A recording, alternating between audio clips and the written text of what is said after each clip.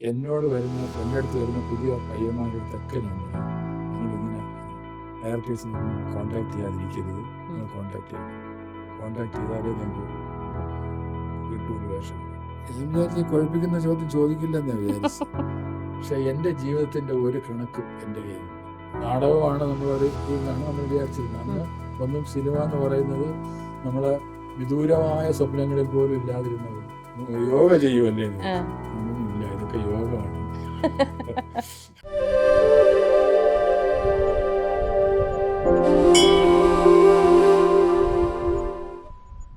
ചേട്ടാ ഒരുപാട് എക്സ്പീരിയൻസുകളാണ് നമ്മളിങ്ങനെ കേട്ടുകൊണ്ടേയിരിക്കുന്നത്. ആക്ച്വലി ആ ഒരു കാലത്തിലൂടെയാണ് നമ്മൾ സഞ്ചരിക്കുന്നത്. അതായത് ഒരു പുഷ്കരകാലം എന്നൊക്കെ പറയുമല്ലോ, ഒരു ഗോൾഡൻ കാലഘട്ടം എന്ന് പറയുന്നത്. ഈ ഒരു സമയത്ത്, അതായത് 2026 ആക്ടർ ഗോപകുമാർ അദ്ദേഹം തിരിഞ്ഞു നോക്കുമ്പോൾ ഒരു നടൻ എന്ന നിലയ്ക്കും ഒരു വ്യക്തി എന്ന നിലയ്ക്കും എങ്ങനെയാണ് സ്വയം വിലയിരുത്തുന്നത്? ഇത് വിചാരിച്ച് കുഴപ്പിക്കുന്ന ചോദ്യം ചോദിക്കില്ലെന്നാണ് വിചാരിച്ചു. എൻ്റെ അടുത്ത് തൊട്ട് മുമ്പ് പറഞ്ഞു സരിത കുഴപ്പിക്കുന്ന ചോദ്യങ്ങളൊന്നും ചോദിക്കില്ല എന്ന്. ഇന്ന് വരെ ഉം. ഞാൻ എത്ര സിനിമയിൽ അഭിനയിച്ചെന്നോ എത്ര സീരിയലിൽ അഭിനയിച്ചെന്നോ എനിക്ക് കണക്കില്ല. ഞാൻ ഒഫീഷ്യലി ആദ്യം ഓഡിറ്ററായിരുന്നു. ഓഡിറ്റർ ആയിരുന്നില്ലേ? പക്ഷെ എന്നിട്ട് കണക്കില്ല. ഓഡിറ്ററായിരുന്നു, പിന്നെ അക്കൗണ്ടന്റായി, പിന്നെ അക്കൗണ്ട്സ് ഓഫീസറായി. പക്ഷെ എൻ്റെ ജീവിതത്തിൻ്റെ ഒരു കണക്കും എൻ്റെ കയ്യിലില്ല. എൻ്റെ ഇതുപോലെ അഭിനയ ജീവിതത്തിലെ കണക്കും അല്ല, ഒന്നുമില്ല, ഒരു വ്യക്തി ജീവിതത്തിലെ കണക്കും ഒന്നുമില്ല. ഒരു കണക്കും ഞാൻ അങ്ങനെ സൂക്ഷിക്കാറില്ല. അപ്പോൾ എന്നെ ഒന്ന് ഇവാലുവേറ്റ് ചെയ്യാൻ പറഞ്ഞാൽ അത് എനിക്ക് വലിയ ബുദ്ധിമുട്ടാണ്. എന്നെ വിലയിരുത്താൻ എനിക്ക് പറ്റില്ല. ഇപ്പോഴാ ചിന്തിച്ചല്ല അങ്ങനെ. അതെ, ഞാൻ എന്തായിരുന്നു അല്ലെങ്കിൽ എന്താണ് അതെനിക്ക് പറ്റുന്നില്ല. ഒന്ന് റിവൈൻഡ് ചെയ്യാൻ പറ്റുന്നില്ല, വിലയിരുത്താൻ പറ്റുന്നില്ല.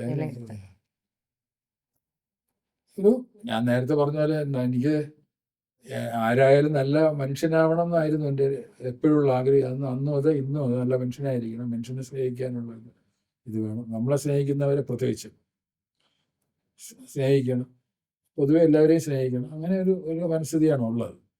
അത് പക്ഷെ പലപ്പോഴും സാധിക്കില്ല, അത് വേറെ കാര്യം. നമ്മളോട് പെരുമാറുന്നവർ നേരെ പെരുമാറുകയും നമുക്കെങ്ങനെ നീ ഒരു പാമ്പിനെ സ്നേഹിക്കാൻ പ്രയാസമാണ്. അങ്ങനെയുള്ളവരും കലാലോകത്തുണ്ട്. ഒരുപാട് തിക്താനുഭവങ്ങളും ഒക്കെ, എല്ലാം നല്ല കാര്യങ്ങളായിരിക്കില്ല നമ്മുടെ ജീവിതത്തിൽ സംഭവിക്കുന്നത്. ഒരു ഇവാലുവേഷൻ എന്ന് പറയുന്നത് ബുദ്ധിമുട്ടാണ്. പക്ഷെ എനിക്ക് ചേട്ടന്റെ ഒരുപാട് എക്സ്പീരിയൻസിൽ നിന്ന് എനിക്ക് മനസ്സിലാക്കാൻ പറ്റുന്നത് ഒന്നും പ്ലാൻ ചെയ്തിട്ടില്ല. കലാരംഗത്തേക്ക് വന്നത് പോലും ഒന്നും പ്ലാൻ ചെയ്യാതെ വന്നതാണ്. പഠിക്കുന്ന സമയത്ത് ചിന്തിച്ചിട്ടില്ല അഭിനയിക്കാം, അല്ലെങ്കിൽ എന്റെ ജീവിതം ഞാൻ ഒട്ടും പ്രതീക്ഷിച്ചതല്ല. നാടകമാണ് നമ്മളൊരു ഇതെന്നാണ് നമ്മൾ വിചാരിച്ചിരുന്നത്. അന്ന് ഒന്നും സിനിമ എന്ന് പറയുന്നത് നമ്മളെ വിദൂരമായ സ്വപ്നങ്ങളിൽ പോലും ഇല്ലാതിരുന്ന ഒരു കാര്യമാണ്. ഇവരെല്ലാം സിനിമയിൽ പോയപ്പോൾ, കൈതപ്പുറം പോയി, മുരളി പോയി, ഹരിതപ്രസാദ് പോയി, ഇവരെല്ലാം പോയപ്പോഴും നമുക്ക് നാടകം എന്ന് പറഞ്ഞുള്ള അങ്ങനെയായിരുന്നു നമ്മുടെ രീതി. പക്ഷെ നമ്മൾ അവസാനം അതിനകത്തായെന്ന് മാത്രമല്ല, ഞാൻ ഇൻട്രൊഡക്ഷനിലൊക്കെ പറയുന്നതിലെ മലയാളികൾ എന്നും ഓർക്കുന്ന അത് വലിയ കാര്യമാണ്. ലോകത്തെവിടെ പോയാലും മലയാളികളോടത്ത് പോയാൽ നമ്മളറിയും. ഒരു നേരത്തെ ഭക്ഷണമൊക്കെ അവർ തരും. അതെ, അത് തിരിഞ്ഞു നോക്കുമ്പോ അതാണ് നമ്മൾ നേടിയ ഒരു വലിയ കാര്യം എന്ന് പറയുന്നത്. പിന്നെ പലരും എൻ്റെ അടുത്ത് ചോദിക്കാറുണ്ട്, അർഹിക്കുന്ന ഇത് കിട്ടിയോ എന്നൊക്കെ. അത് അങ്ങനെയില്ല. അർഹിക്കുന്നത് അങ്ങനെ പറയാൻ നമ്മളങ്ങനെ അങ്ങനെയൊന്നുമില്ല. കിട്ടേണ്ടത് കിട്ടി. അതെ, നമുക്കിപ്പോ ഉള്ളതിൽ തൃപ്തിപ്പെടുക, ഗ്രാറ്റിറ്റ്യൂഡ് പറയാന്ന് പറയുന്നത് ഏറ്റവും വലിയ ക്വാളിറ്റി. നമുക്കുള്ളത് കൊണ്ട് തൃപ്തിപ്പെടുക. നമുക്ക് എങ്ങനെ വേണം ജീവിക്കാം, പക്ഷെ നമുക്കുള്ളത് കൊണ്ട് നമുക്ക് ഇത്രയും കിട്ടാത്ത ആളുകൾ വേറെ ഉണ്ടല്ലോ അല്ലേ? എനിക്ക് മമ്മൂട്ടിയെ പോലെ ജീവിക്കാൻ കഴിയുന്നില്ല എന്ന് വിചാരിച്ചതിന്റെ അർത്ഥമില്ല.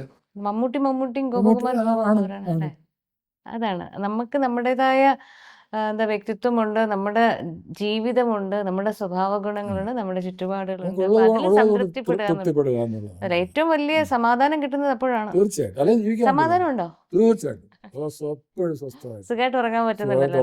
8 മണിക്കൂർ ഇപ്പോഴും എന്നും 8 മണിക്കൂർ ഞാൻ സുഖമായിട്ട് ഉറങ്ങും. പിന്നെ ഒരു ദുഃഖവും അലട്ടാറില്ല. അങ്ങനത്തെ ജീവിതത്തിൽ എന്തെങ്കിലും നിഷ്ഠകൾ വെക്കുന്നുണ്ടോ? ഇപ്പൊ ഒരു ദിവസം ഞാൻ അല്ലെങ്കിൽ മെഡിറ്റേഷൻ, യോഗ, അല്ലെങ്കിൽ മറ്റെന്തെങ്കിലും ആക്ടിവിറ്റീസ്, അങ്ങനെ എന്തെങ്കിലും ഉണ്ടോ? എന്താണ് ഇപ്പോഴും ചെറുപ്പമായിട്ടിരിക്കുന്നുണ്ട് കേട്ടോ. യോഗ ചെയ്യുമല്ലേ എന്ന് ആ. ചോദിച്ചു. ഞാൻ പറഞ്ഞു ഇല്ല, ഇതൊക്കെ യോഗമാണ്. ഞാൻ ശരിക്കും നല്ലോണം ഭക്ഷണം കഴിച്ചിരുന്ന ആളാണ്. ഉം. ഇപ്പോഴും നല്ലോണം ഭക്ഷണം കഴിക്കുന്നതാണ്. ഉം. നല്ലോണം ഭക്ഷണം കഴിക്കുമെന്ന് വെച്ചാൽ ചില്ലറയല്ല. ഉം. നിങ്ങൾ എളുപ്പത്തിൽ ചിരിച്ചു കളയരുത്. ഇല്ല അത്ര എളുപ്പമല്ല അത്. പറഞ്ഞു 3 പേര് കഴിക്കുന്ന ഭക്ഷണം ഞാൻ കഴിക്കും. ഇപ്പോഴും ഇപ്പോഴും കഴിക്കും, അന്നും കഴിക്കും. ആണോ? അപ്പൊ ഇനി ഞാൻ ഇല്ല, അതിന്റെ അളവും കൂടെ ഒന്ന് പറയും. ഇത്ര അറിഞ്ഞത് എൻ്റെ ഒരു ഇഡ്ഡലിയുടെ റെക്കോർഡ് എന്ന് പറയുന്നത് ഇഡ്ഡലി 18 ഇഡ്ഡലിയായിരുന്നു. ഒരു ദിവസം രാവിലെ 18 മാത്രം. ഇഡ്ഡലിയോ? 18 ഇഡ്ഡലി. എന്നിട്ട് 11 മണിയാകുമ്പോൾ പഴങ്കഞ്ഞിയും കൂടെ കഴിക്കും. ശേ. ഇതില് അതിശയോക്തിയേ ഇല്ല. ആ. എന്നിട്ട് ഉച്ചക്ക് ഊണ് കഴിക്കും. കഴിക്കും. ഉച്ചക്ക് ഊണേ കഴിക്കുള്ളൂ. പിന്നെ വൈകിട്ടും കഴിക്കും, നൈറ്റും കഴിക്കും. ഞാൻ ശരിക്കും ജോലി ചെയ്യുമായിരുന്നു. ഫിസിക്കൽ ജോലി ഒരുപാട് വെട്ടാനും കിളയ്ക്കാനും ആളെ വിട്ടാൽ ഞാൻ കൂടെ നിൽക്കും.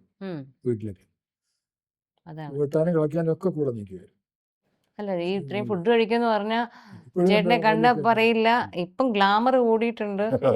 അതിലെന്തെങ്കിലും സീക്രട്ട് ഉണ്ടോന്നും കൂടെ അറിയണം. ഗ്ലാമർ ശരിയാ, എനിക്ക് തോന്നുന്നില്ല. എന്താണെന്നറിയോ, പണ്ടത്തെ എന്നെ ഈ സിനിമയ്ക്ക് വിളിക്കാത്തത് ചുമ്മാതല്ല. കാരണം പണ്ടത്തെ കണ്ട ആര് വിളിക്കും? ഇപ്പൊ പിന്നെയും വേണ്ടല്ലോ. അല്ല, അതിൻ്റെ ഇടയ്ക്ക് ഞാൻ പറഞ്ഞ അങ്ങനെ എന്നെ ടൈപ്പ് ചെയ്തു അന്നങ്ങ് തോന്നിയിട്ടുണ്ടോ? അത് അന്നത്തെ എൻ്റെ രൂപം അങ്ങനെയായിരുന്നു. അങ്ങനത്തെ ക്യാരക്ടേഴ്സേ പറ്റുള്ളായിരുന്നു. വളരെ മെലിഞ്ഞ അസ്ഥിമാത്ര ശരീരനായ, ഏറ്റവും ആവശ്യാധിഷ്ഠിത മേധസ് മാത്രമുള്ള. പക്ഷെ അന്ന് ഇത്രയും ഫുഡ് കഴിക്കുമായിരുന്നു. പക്ഷെ ശരീരത്തിൽ കാണില്ല.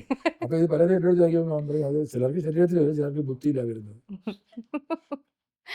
ഏതെങ്കിലും ഒരു സമയത്ത് ഈ അഭിനയത്തിൽ അല്ലെങ്കിൽ ഈ ഒരു ഫീൽഡിൽ വരണ്ടായിരുന്നു എന്നൊക്കെ പറഞ്ഞ് അത്രയ്ക്ക് വിഷമിച്ച എന്തെങ്കിലും? അങ്ങനെ എല്ലാ ജീവിതത്തിലും എല്ലാ പ്രൊഫഷനിലും എന്തെങ്കിലുമൊക്കെ വരും എന്നൊക്കെ ഉള്ളൂ. അല്ലാതെ എനിക്ക് പ്രത്യേകിച്ച് അങ്ങനത്തെ ദുരനുഭവങ്ങളും അങ്ങനെയുണ്ട്.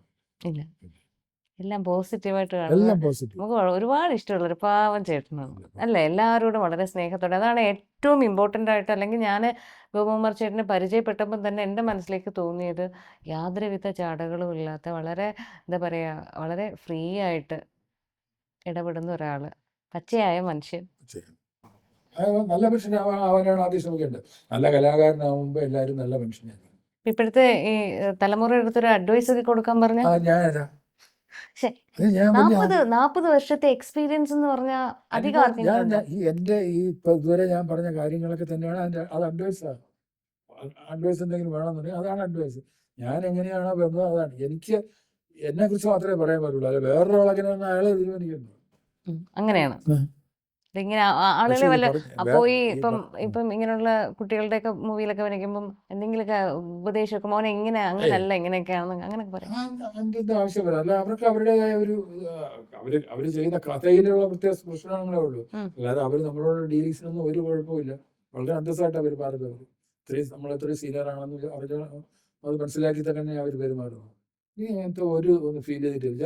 പുതിയ എൻ്റെ അടുത്ത് ഒരു 9ാം ക്ലാസ് പഠിക്കുന്ന പയ്യൻ വന്ന് അഭിനയിക്കാമെന്ന് ചോദിച്ചു. ഞാൻ റെഡിയൊന്നും. അതാണ് സ്പിരിറ്റ്. കാലത്തിനൊപ്പം മാറണം അല്ലേ നമ്മള്? ഓരോ അങ്ങനെ അപ്ഡേറ്റ് ചെയ്യാറുണ്ടോ ഇപ്പോഴത്തെ പിന്നെ ഓരോ ടെക്നോളജികളെ കുറിച്ചും? അങ്ങനെ ഇല്ല, ടെക്നോളജി എനിക്ക് ഇല്ല. ഇങ്ങനെയുള്ള ഒരുപാട് സിനിമകളൊക്കെ വാച്ച് ചെയ്യാറുണ്ടോ? വേറെ ഭാഷകളിലുള്ള മൂവി, അല്ലെങ്കിൽ അവരെങ്ങനെ ചെയ്യുന്നു, പുതിയ സിനിമകളിൽ എന്തൊക്കെയാണ് മാറ്റങ്ങൾ എന്നൊക്കെ അങ്ങനെയൊക്കെ അവലോകനം ചെയ്യാറുണ്ടോ? എപ്പോഴും കണ്ടാലും പറയുന്ന ഒരു കാര്യമുണ്ട്. നിങ്ങള് ഇടയ്ക്ക് ഏറ്റവും അവസാനം കണ്ട സിനിമ തിരുവിളയാടലല്ലേ? അയാൾ ഭരിക്കുന്നത് വരെ ചോദിച്ചുകൊണ്ടിരുന്ന ചോദ്യമാണ്. തിരുവിളയാടൽ കണ്ടല്ലേ? അയാളുടെ ആ സിനിമ കാണാൻ പോകാറില്ലാതെ പുള്ളിക്ക് അറിയാം. ഇതൊരു സ്പെഷ്യൽ ആളാണ് കേട്ടോ. അപ്പൊ എടുത്ത് വെച്ചാൽ ഞാൻ തമാശക്ക് പറയുന്നത്, എനിക്ക് സിനിമ കാണാൻ പോലും അച്ഛനും അമ്മയും കൊച്ചായി പറഞ്ഞതാണ്, ചീത്തയായി പോകുന്നു.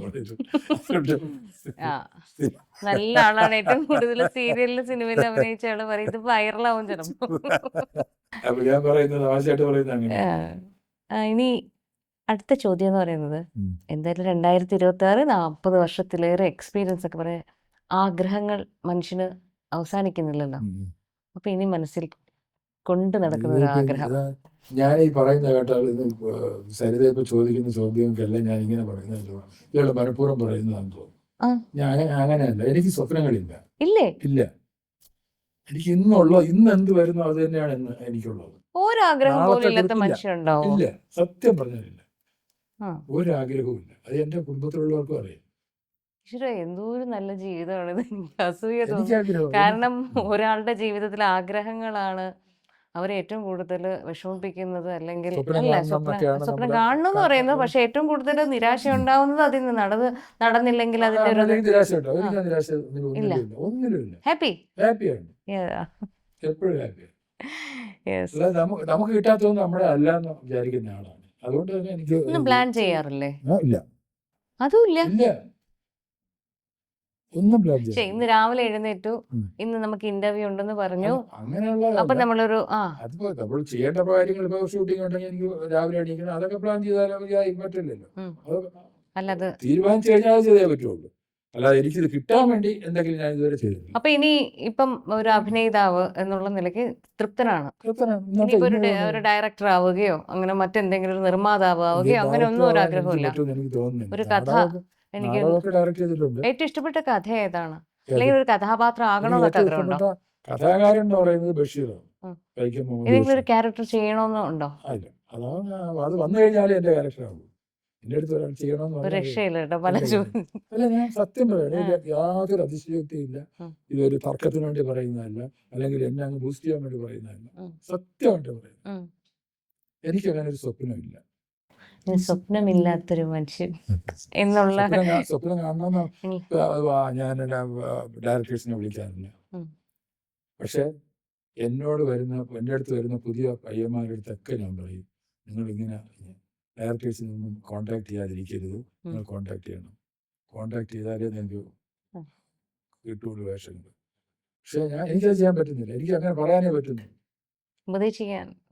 ഇതുപോലെ നിങ്ങൾ ചെയ്യണമെന്ന് പറയാനേ പറ്റുള്ളൂ. അങ്ങനെ കോണ്ടാക്ട് ചെയ്യാതിരിക്കുന്നത് കൊണ്ട് എന്തെങ്കിലും കഥാപാത്രങ്ങൾ വിട്ടുപോയെന്നൊക്കെ കോണ്ടാക്ട് ചെയ്തിരുന്നെങ്കിൽ എനിക്ക് ഒരുപാട് കഥാപാത്രങ്ങൾ ചിലപ്പോൾ കിട്ടിയനായിരിക്കും. ഒരു ആ ബന്ധങ്ങളൊക്കെ സൂക്ഷിച്ച് മമ്മൂട്ടിയെ തന്നെ ഞാനിപ്പോൾ അന്നത്തെ ബന്ധം എന്ന് പറഞ്ഞാൽ മമ്മൂട്ടി ഞങ്ങളുടെ കൂടെ ഒരു കാറിലാണ് പോകുന്നത് ഷൂട്ടിങ്ങിന് കർണാടകയിൽ. മിക്കവാറും എല്ലാ ദിവസവും പുള്ളിയുടെ കാറിൽ ആണ് ഞാനും കൂടെ പോകുന്നത്. ആ ബന്ധം പിന്നെ ഞാൻ കണ്ടിന്യൂ ചെയ്ത് എൻ്റെ കുറ്റമാണ്, പുള്ളിയുടെ കുറ്റമല്ല.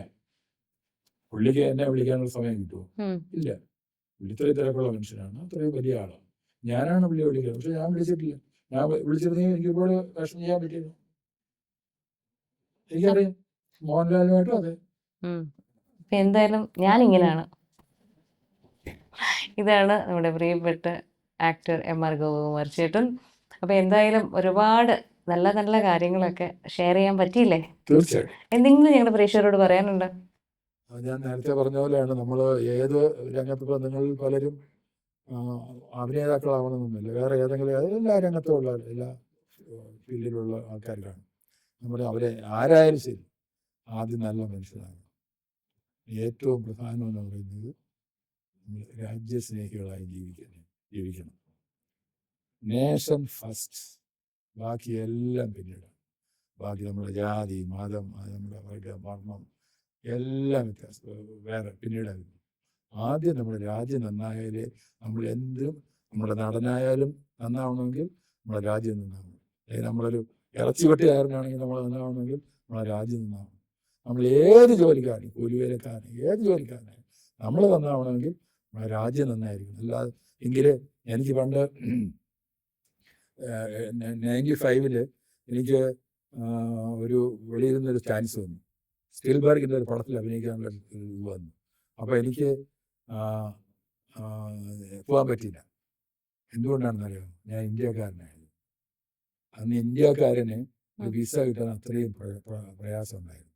ജോബ് വിസ വേണം. ആ ജോബ് വിസയ്ക്ക് ഒരു ഇന്ത്യക്കാരനായതുകൊണ്ട് ഒരുപാട് റെസ്ട്രിക്ഷൻസ് ഉണ്ടായിരുന്നു. ഇന്നത്തെ അവസ്ഥ അങ്ങനെയല്ല. ഇന്നൊരു ഇന്ത്യക്കാരനാണെങ്കിൽ ആദ്യം വിസ കിട്ടും. അന്ന് അവസാനം ആ ക്യാരക്ടർ ചെയ്തത് ലണ്ടനിൽ ബ്രിട്ടീഷ് സിറ്റിസൺഷിപ്പ് ഉള്ള ഒരു ഇന്ത്യക്കാരനായിരുന്നു. ഇന്ത്യൻ വംശജനാണ് ക്യാരക്ടർ ചെയ്യാൻ പറ്റി സ്പിൽബർഗിൻ്റെ ചിത്രത്തിൽ. അതാ പറയും, നമ്മുടെ രാജ്യം നന്നായാൽ നമ്മൾക്ക് നന്നാവാൻ പറ്റുള്ളൂ. അത് എല്ലാവർക്കും ആ ബോധ്യം വേണം. അല്ലാതെ രാജ്യത്തിന് ഒറ്റുകൊടുക്കുന്ന ആളുകളോട് കൂടെ നിൽക്കരുത്. എന്തായാലും ഈ മഹത്തായ വാക്കുകൾക്ക് നന്ദി. കുറച്ചു നേരം ഞങ്ങളോടൊപ്പം വളരെ പോസിറ്റീവായിട്ടിരുന്നതിനും നന്ദി. നല്ല ചോദ്യങ്ങളായിരുന്നു ചോദിച്ചതൊക്കെ. I actually enjoyed.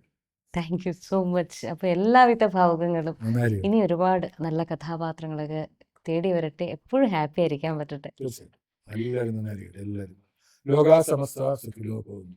ലോകത്തിന് ഭാരതം നൽകിയ ഒരു ഒരു മുത്താണ്. ലോകത്തുള്ള എല്ലാവരും നന്നായിരിക്കട്ടെ എന്ന് വേറെ ഒരു രാജ്യവും ഇതിന് പറഞ്ഞിട്ടില്ല. എല്ലാവരും അവരവരുടെ രാജ്യം നന്നാവട്ടെ എന്ന് പറയും. ലോക സമസ്ത സുഖിനോ പോകുന്നു ഒരു രാജ്യവും പറഞ്ഞില്ല. അത് ഭാരതം ലോകത്തിന് നൽകിയ ഒരു തത്വമാണ്, വേദാന്തമാണ്. ഇല്ലമാർക്കയോട് കൂടെ ചേർന്ന് നിന്ന് ഗോപകുമാർ ചേട്ടൻ പറഞ്ഞ അതെ, ലോക സമസ്ത സുഖിനോ ഭവന്തു. എല്ലാവർക്കും പുതിയൊരു എപ്പിസോഡിലേക്ക് പോകുന്നത് വരെ